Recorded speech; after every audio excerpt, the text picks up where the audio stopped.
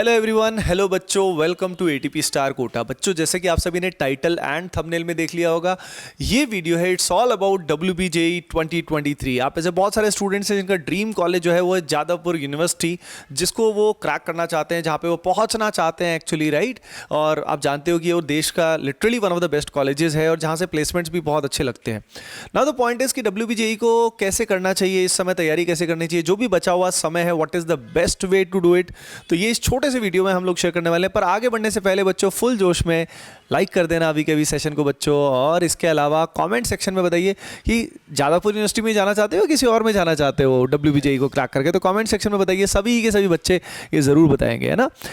अब बच्चों देखिए, सबसे पहली बात मैं क्रक्स आपको, देखो पेपर के पैटर्न के हिसाब से तो अमित सर आपको गाइड करेंगे, फिजिक्स में सूर्य सर आपको गाइड करेंगे, लेकिन मैं आपको ओवरऑल ये बताना चाहता हूँ कि देखो, जो डिफरेंट कैटेगरी के क्वेश्चंस आते हैं उसके हिसाब से हमारा JEE मेन की तैयारी जब हम करते हैं अलॉन्ग विद एडवांस की जब करते हैं, तो जो बच्चे दोनों की तैयारी करते हैं उनको दिक्कत नहीं आती है, क्योंकि एडवांस में वैसे ही बहुत तरह के क्वेश्चंस आते हैं।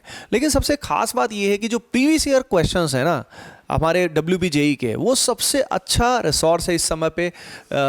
उन पेपर्स को हमें एनालाइज करना चाहिए, आइडेंटिफाई करना चाहिए कि किस तरह के टॉपिक्स मैक्सिमम आते हैं, और उन क्वेश्चंस को ही हमें करना चाहिए। अलॉन्ग विद दैट हमें WBJE पैटर्न के बच्चों टेस्ट भी देना बहुत ज़रूरी है। तो these two are fundamental things. First is practising as जिस तरह के क्वेश्चंस WBJE में पूछे जाते हैं, और उसके साथ मॉक टेस्ट देना, that is the main game changer for all of you. आगे बढ़ने से पहले अब अमित सर आपको कैटेगरीज बताने वाले हैं कि डिफरेंट कैटेगरीज में क्या रहता है, लेकिन आगे बढ़ने से पहले मैं बता देता हूं कि जो आपकी परेशानी है ना कि पेपर को एनालाइज करना, खुद से मॉक टेस्ट देखना, जुगाड़ना इधर उधर से, it's a big challenge for all of you. तो इस प्रॉब्लम को हमने सॉल्व कर दिया है आप सभी के लिए बच्चों। इसमें आपके लिए हम WBJE का क्रैश कोर्स लेके आए हैं at most affordable fee, only 999, right. तो इसका जो कोर्स है ये WBJE कोर्स, इसके अंदर पूरे प्रीवियस ईयर क्वेश्चंस का एनालिसिस करा रखा है। उसके अलावा बच्चों इसके अंदर मॉक टेस्ट जो है वो भी इन्वॉल्व है। 5 full length mock test are there. अभी 2 अवेलेबल हैं, 3 और कुछ ही टाइम में अवेलेबल हो जाएंगे। और इसका जो सारा कंटेंट है बच्चों, वो एक साथ ही वन स्टॉप सोल्यूशन आपको एक साथ मिल जाएगा व्हेनेवर यू एनरोल। एनरोलमेंट करने के लिए बच्चों एटीपी स्टार ऐप या वेबसाइट पे लॉगिन करिए, टारगेट ईयर 2023 डालिए, और वहां पे आपको WBJE क्रैश कोर्स मिल जाएगा। क्लिक करिए, एनरोल वहां से आप कर सकते हैं बच्चों। तो ये आपके लिए बहुत हेल्पफुल हो सकता है। अमित सर, अब आप कुछ बताना चाहेंगे? बिल्कुल सर। तो सर सबसे पहले तो अगर हम लेवल की बात करें WBJE के एग्जाम की, तो इसका लेवल कहीं ना कहीं JEE मेन और JEE एडवांस के बीच में वेरी करता है। और अगेन उसके 2 फैक्टर हैं जो हम डिफिकल्टी लेवल जो डिफाइन कर रहे हैं। पहली चीज़ तो अगर मान लो हम क्वेश्चंस के लेवल पे बात करें, तो क्वेश्चंस का लेवल जो वो JEE मेन से थोड़ा सा हाई रहता है। अगेन वो थोड़ा सा डिफिकल्ट और इसलिए हो जाता है क्योंकि सर यहाँ पे जैसे 2 पेपर होते हैं, दोनों 2 आवर्स के होते हैं, और जो पहला मैथ्स का पेपर आता है उसके अंदर 75 क्वेश्चन जो वो 2 घंटे में करने होते हैं। और मतलब आप सोच सकते हो कि अगर मान लो कि क्वेश्चंस इजी लेवल के भी हैं तो भी 2 घंटे में 75 क्वेश्चन करना जो बड़ी बात होती है। उसमें भी क्या होता है कि सर यहाँ पे जैसे 3 सेक्शन होते हैं, एक सेक्शन ऐसा होता है जिसके अंदर नेगेटिव मार्किंग नहीं होती, तो उस सेक्शन में आपके पास में 10 क्वेश्चन होते हैं, और इन 10 में आपके पास में मल्टीपल करेक्ट ऑप्शन जो वो होते हैं।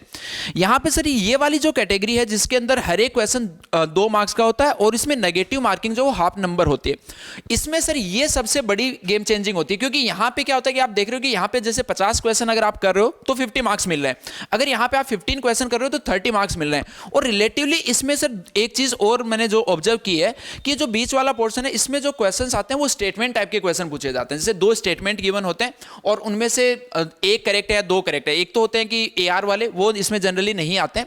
यहाँ पे 2 स्टेटमेंट के बारे में पूछा जाता है, जो कि इस बार JEE मेन 2023 में भी काफी सारे क्वेश्चन जो देखने को मिले। तो पेपर अटेम्प्टिंग जो स्ट्रेटजी है वो भी हम लोग आपके लिए लेके आएंगे, कि आपको चाहिए आप कमेंट सेक्शन में जरूर बताना। बट यहाँ पे मैं थोड़ी सी हिंट आपको दे देता हूँ कि जब भी आप मॉक टेस्ट अटेम्प्ट करो तो यार आपको ये वाला सेक्शन जो वो सबसे पहले टारगेट करना होता है। उसके बाद में आप सिंगल करेक्ट वाले पे जाइए, और लास्ट में आप मल्टीपल करेक्ट वाले जो क्वेश्चन है वो काफी अच्छे लेवल के क्वेश्चन आते हैं। JEE एडवांस से कहीं ना कहीं थोड़े बहुत जो वो मैच करते हुए चलते हैं। सिमिलर वे में यार जो सेकंड पेपर है उसके अंदर फिजिक्स और केमिस्ट्री दोनों पूछा जाता है, और यहाँ पे टोटल नंबर ऑफ क्वेश्चन जो वो आपके पास में 80 हो जाते हैं। अगेन जो नंबर ऑफ जो टाइम आपके आपके पास में वो 2 आवर्स है और पेपर का पैटर्न सेम ही उसी टाइप का रहता है जो मैथ्स का है। अब यार देखो यहाँ पे जो इंपॉर्टेंट चीज़ है, जैसे कि जो जेई में मेनली जो आपके पास में होता है कि हर एक पोर्शन जो है वो कितना परसेंटेज आता है, तो वो काफ़ी वेरी करता है सर वहाँ पे। लेकिन यहाँ पे मैंने देखा कि लगातार जब आप 4-5 साल का पेपर एनालाइज किया मैंने, तो उसमें देखा कि एक फिक्स पैटर्न है।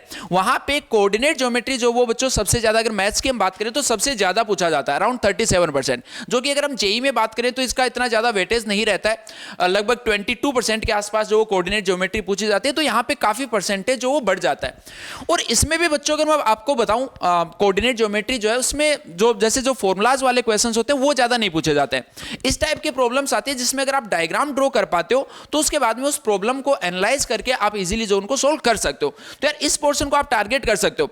अब अगर मान लो कि यहाँ पे देखो सबसे अच्छी चीज़ क्या है कि अगर मान लो आपका कोई भी एक पोर्शन वीक है, जैसे अगर मान लो कि कैलकुलस आपका अच्छा नहीं है, तो आप उसको नॉर्मल लेवल पे कर सकते हो।